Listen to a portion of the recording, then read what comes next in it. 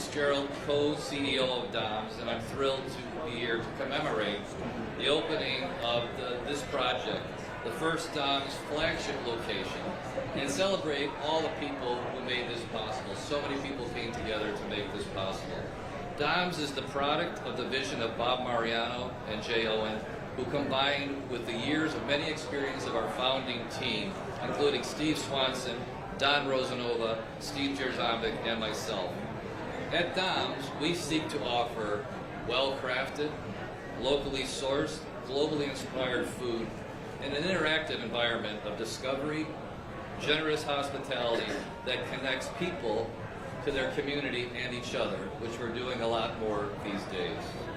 I'm pleased to introduce Jay Owen, the co-founder and co-chairman, to tell you more about what we're launching here.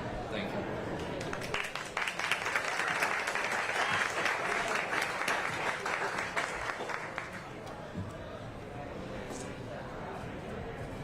Good morning.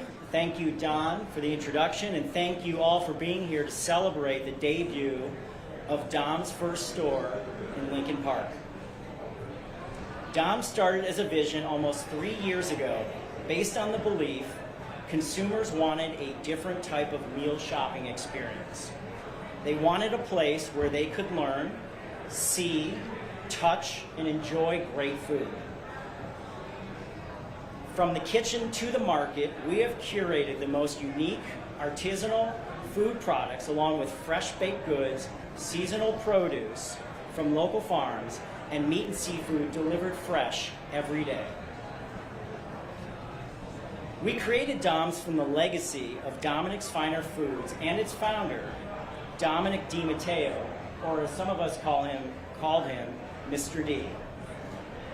Mr. D taught us always about pleasing the customer, and importantly, how to treat people and how to make them feel valued and special. This legacy was carried on by my partner, Bob Mariano, when he launched Mariano's, and serves as the foundation for what we are creating at Dom's Kitchen and Market.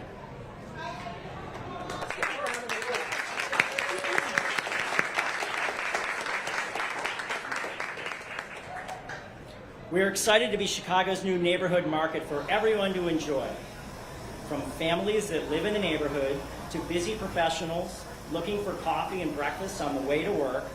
Dom's is your neighborhood table for culinary discovery. Dom's Kitchen and Market will not only be your neighborhood table, but is also a pillar in the communities for which we do business. Social responsibility is a cornerstone of Dom's culture and is essential to who we are as a business and as a neighbor. We push the boundaries and strive to be innovative, from the experience we provide to the ways in which we interact with our community members and organizations in need. We would like to kick off the opening of Store One by acknowledging two partners who we feel are aligned with our core values: After School Matters and Lincoln Park Community Services.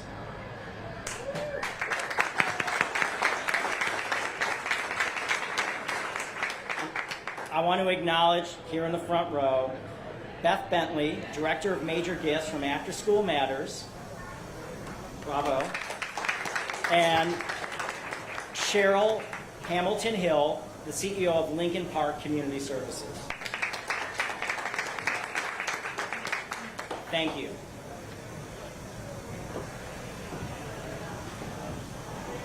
Thank you, Jay. I would like to welcome Sylvia Garcia, Acting Director of the Illinois Department of Commerce and Economic Opportunity. Thank you. And now it gives me great pleasure to introduce and welcome the Honorable Mayor Lori Lightfoot.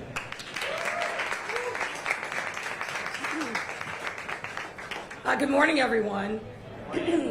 It's a pleasure to be here, and as you can tell from the crowd, there's a lot of enthusiasm for the opening of this store. I'd like to also recognize the other folks who are standing with me today. Two of my friends and colleagues, Alderwoman Michelle Smith, in whose ward we sit, and Alderman Tom Tunney. And Tom and I are on a road show. We've been together, I think, every day for the last week. So more to come on that. I also want to thank Mario's Fresh Market founder, Bob Mariano, and Dom Capital Group managing partner, Jay Owen.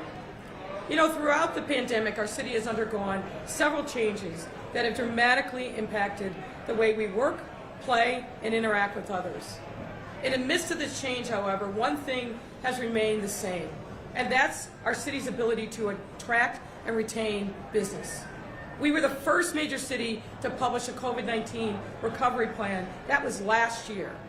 At several points throughout the summer and fall of 2020, our city was the most open big city in the country. And I believe, I'm going to steal my own thunder, when we open up this Friday, we will be the largest big city in the country to be fully open.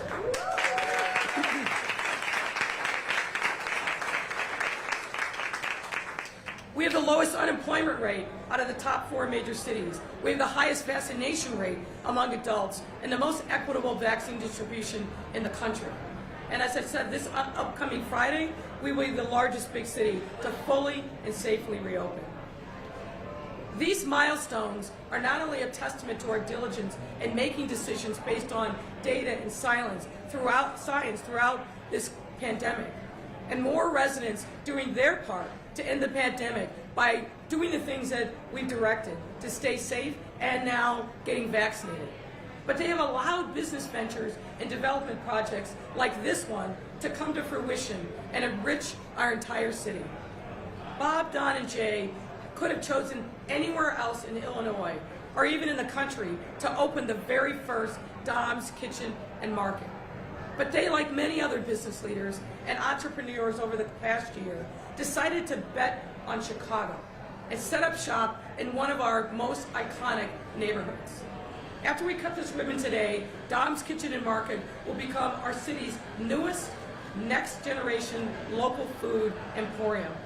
At Dom's, customers will be able to buy groceries, order meals to go for delivery, or even grab a drink at the end of the day. The market will also provide convenient, fresh choices for customers to pick up or dine in through an expansive breakfast, lunch, and dinner menu. These menus will feature meals inspired by cuisines from all over the world, as well as a wine library with a curated selection of wine, spirits, and beer. All in all, Dom's Kitchen and Market will become a neighborhood hub where residents and visitors alike can stop by several times a week, experience new foods each and every time, and even watch the cooking process as they shop and wait for their meals. But its positive economic benefits don't just start and end here in our historic Lincoln Park neighborhood. This project is a huge value add for our entire city that will draw residents and visitors from near and far, as well as further put Chicago on the map as a place where business leaders can grow their enterprises and thrive and continue our tradition of being the culinary capital of the world. Dom's Kitchen and Market will also contribute to a number of citywide efforts we have undertaken in the past year to bounce back even stronger from the pandemic, offering the highest quality food while placing an emphasis on ingredients and products that are locally produced and responsibly farmed, identifying ways to empower underrepresented communities, and supporting both Lincoln Park and our entire city through recycling, food bank donations, low-impact packaging, and responsible product sourcing. This is a great store with great leaders and great vision for what the next phase in grocery and dining should be like. So I just want to commend the leaders here for investing in Chicago, betting on this neighborhood, but also the great work that you're doing to support organizations like the ones you've identified here this morning. Thank you, and now I'll invite Alderman Michelle Smith to come and say a few words.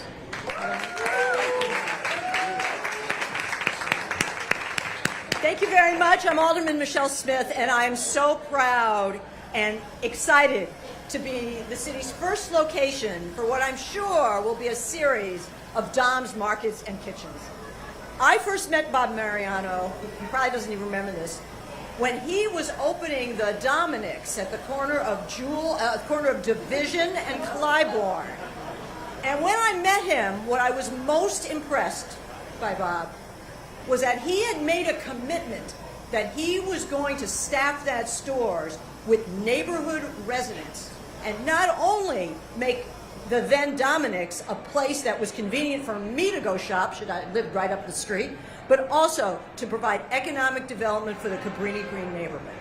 So I knew a very long time ago that Bob was a responsible and visionary businessman and have supported him through his, of course, wonderful efforts in owning Mariano's, which was a revolutionary concept, and now this, and his social responsibility and caring about his employees and his customers and his community is even more evident by his teaming up with After School Matters and our beloved Lincoln Park Community Services, which has been based in Lincoln Park for many, many years.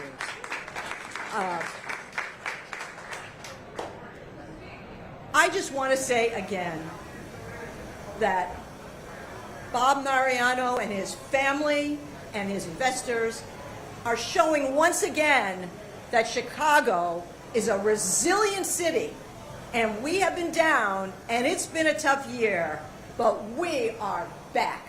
So with that, thank you, Bob.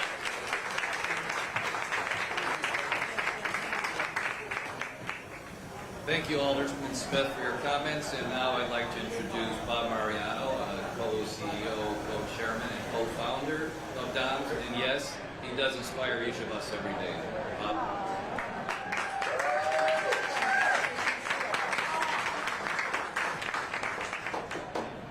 Thank you, Don. Thank you, Mayor Lightfoot, for those beautiful words. And Alderman, you're tops. You're tops. You know, it's kind of tough now.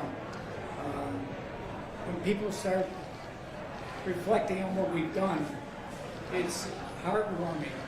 And when people ask me now, why are you doing it? You all just heard why. Because it matters. And if we don't each take the time to do something for our community, our neighbor, our friend that matters, we miss part of life. To the extent we provide food, food is a meal for gathering where people come together, enjoy good food, good wine, good friendship, good families. And it can be 2, 5, 20, well, I think Friday will be 20, right?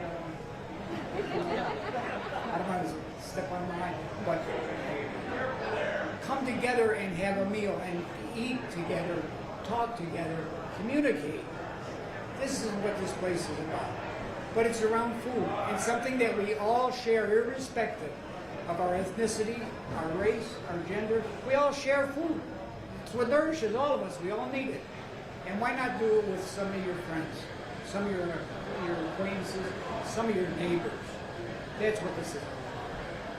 So we'll continue to evolve the theme here to be responsive, because at the end of the day, the products that we sell have got to be relevant. And we've been very fortunate that local purveyors in and around Chicago have been wonderful working with us, developing innovative and creative items and unique items as well. We're extraordinarily supportive of minority and women-owned businesses so that they too can live the happy dream that we all live for. So that's, I could say a lot there, but all I can really say to everybody who's here today joining us, thank you. I appreciate your help, appreciate your hard work. To my team, every rank and file person mirrors the attitude that we have. They've done a marvelous job in a very difficult situation. And to the people that I work so closely with each and every day, nothing would have been possible without their help, their support, their questioning, their challenging, and their knowledge to get it done right. So thank you so very, very much. Thank you.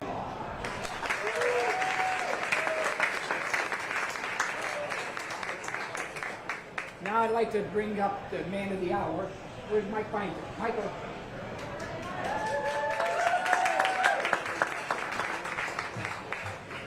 So, Michael is a head coach. Head coach. A head coach. He's like Mike Ditka. And anything you need around in the air, he'll always be here. So recognize his face. He's a warm guy. He knows the answers, an experienced fellow, and he really loves what he's doing, and we love what he's doing as well. So, Michael, Best of luck to you. Thank you. Thank you.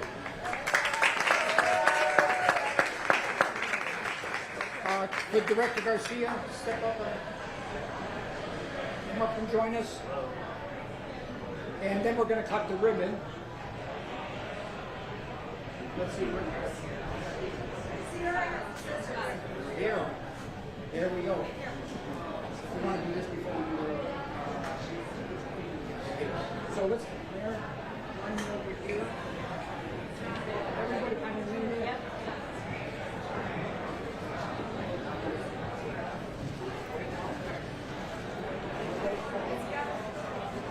Ready? On three. 1, 2, 3.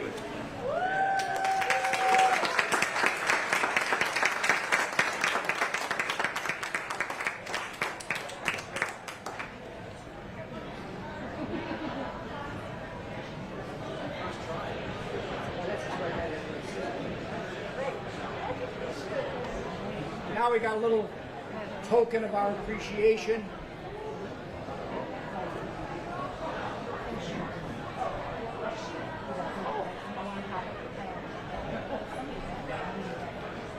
The first mayoral apron.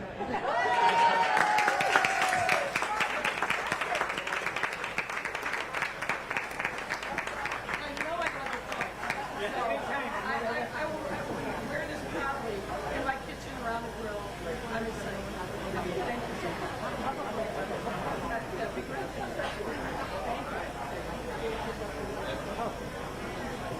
And so we keep the local flavor as well. Alderman, we want you to be a first-rate cook. Yeah, I'll be in the cook-off. I'm already a first grade cook, so. Well, maybe we ought to have something for all our public. Cook, there we go. That's it, right? Or you might have a few skills that I don't have. I'll bet the brisket.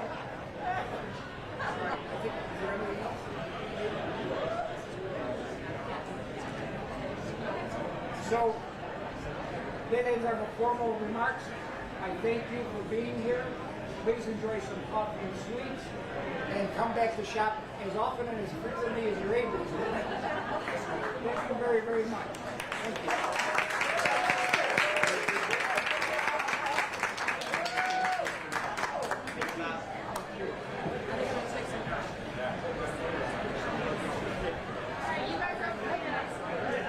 All right, happy to take any questions you have. Mayor, ahead. moving to off topic, I Sure. know it is a beautiful spot. I wish I could do the story only about that, but crime numbers over the weekend, 5 people killed, 55 injured. The Sun-Times story this morning, 10 children under 15 years old. Of course, there's a lot of concern. What are you telling those who ask you, because they have to stop and say, what's going on? So if you look at our numbers year over year, month over month, we're actually trending in the right direction. For example, sorry for the background noise, a lot of enthusiasm in the room today. But if you look at, for example, where we were over Memorial Day, we'll get to those numbers, we saw a pretty significant drop in the number of homicides and shootings. So far this month in June, while one shooting, one homicide is too much, we are seeing a continued downward trend. Now look, you've heard me say this before, the fact that there are so many guns available on our streets is a significant problem. This is something that I'm pushing both here locally, but also at the national level through the U.S. Conference of Mayors. More needs to be done. We have too many guns that are pouring across the border from suburban shops, but also from Indiana, and then there's been a persistent problem of gun trafficking. And it's showing up and manifesting itself in our streets. But what I also know is many of the people that are being shot by people who look just like them, similar age. And so this whole of government approach that we're taking to public safety to really focus on those most dangerous areas in our city, the 15 beats, 4 zones, a lot of that work is focused around supporting young people and their families, because we know, unfortunately, they are the drivers of a lot of this violence, both on the west side and on the south side. we're coming together with a lot of community stakeholders, continuing those conversations, but doing everything that we can to really support these families and intervene before a young person thinks that the way to solve a petty dispute is with a gun. But the gangs problem here is real, it is persistent, and we've got to both use our soft power, but also our hard power to deal with the gangs. Way too many young people are getting shot. And just enjoying a nice weekend, going to a party. This is a persistent problem that unfortunately we've seen the increase not only here in Chicago, but in other major metropolitan centers across the country. But I think we've got the right strategy. But fundamentally, we won't make meaningful progress until we stop the flow of guns into our city. At the same time, there were 5 carjackings as well over a 24-hour period this weekend. But our carjackings, again, you've got to take the long view with these. We had a spike at the beginning of the year, but our carjacking numbers, and again, we can get you those, have dropped precipitously because of the focus and attention that we putting together a carjacking task force, working with our suburban partners, not just looking at this in an isolated issue for Chicago and the Chicago Police Department. We've seen the numbers week over week from January, February drop significantly. So we're going to have these increases. That is how, unfortunately, crime patterns go. But what we have to look at is what is the long-term trend, and do we need to do more to address those? And as I said, I feel like we've got the right strategies in place, but we've got to give them time to bear fruit. But on a longer term, I sound like a broken record. There are too many guns in the hands of too many people who should never have them.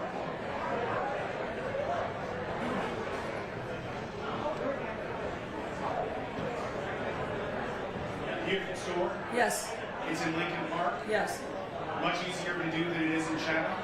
What are the challenges standing in the way for business like this to be in those South and West Side neighborhoods? And what can the city do to incentivize businesses like this to go into those neighborhoods and invest? Well, I was thinking as we were standing here today, there's a great Mariano store in Bronzeville that opened up 4 or 5 years ago. You go there on any given day, and it is absolutely packed. It's a great store, really responsive store management, employing people from the neighborhood, and the residents are responding. I think what we've got to demonstrate to businesses, and believe me, I'm going to pull Mr. Mariano aside today, is show them other opportunities in the city, in food beverage, where they can partner with local leaders to stand up other opportunities on South and West Side neighborhoods in particular. The thing that I think a lot of these businesses don't recognize is there's real buying power in these neighborhoods. Take, for example, we did it's called a leakage study in Austin about a year ago. What we found, much to my surprise, was that there's $200 million every single year that Austin residents are spending outside of that neighborhood, in Oak Park, in other places. So when we present that kind of data to business people and talk about the real opportunities that are in these neighborhoods, it definitely turns heads. So we've got to keep doing that work and demonstrating to them that we are making investments on our part as a city, that we've got skin in the game and the future of these neighborhoods to make them vibrant and peaceful. But we need partnership. And I think there's lots of opportunities that we're going to be opening up. But we got to keep pushing. I got to use my platform as a mayor to make the case and advocate for neighborhoods like Chatham, like Austin, like Inglewood, and other places around the city that need these resources, that have the buying power, but need the amenities in these neighborhoods. This is all part of our Invest Southwest strategy, and I think we're getting traction, but a lot more work that needs to be done. One off topic, Sure. Getting back to those crime numbers from the Sun-Times article, where does that hit you when you see 10 children under the age of 15 killed in the city this year? It hits me every day. I don't need a Sun-Times article to tell me that. I see those numbers every day. I reach out to those families. I hear the heartbreak.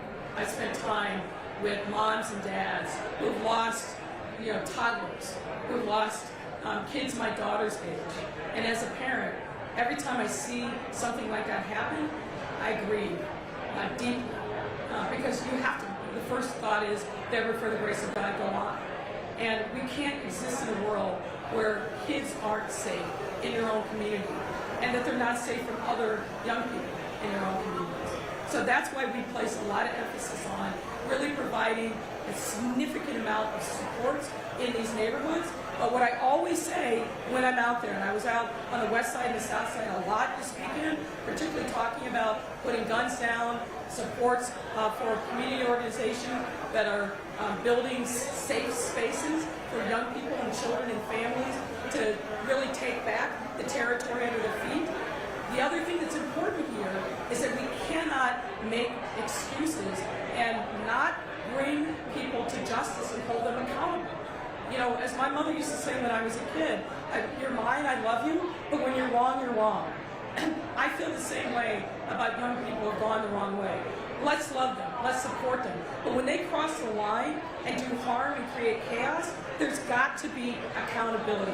We cannot be silent when something like this happens, particularly when we're seeing the kind of damage that's being done, young lives being cut short, them being robbed of their dreams, their potential, and leaving a gaping hole in families that may never, ever be filled. We have a moral responsibility to step up and do more.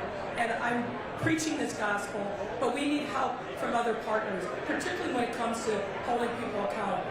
We've got to get the criminal courts back open. We've got to actually have criminal trials happening so people are getting their day in court and the victims feel like they're being heard by the criminal justice system and not being ignored. Any other questions? Okay. All right, thank you all.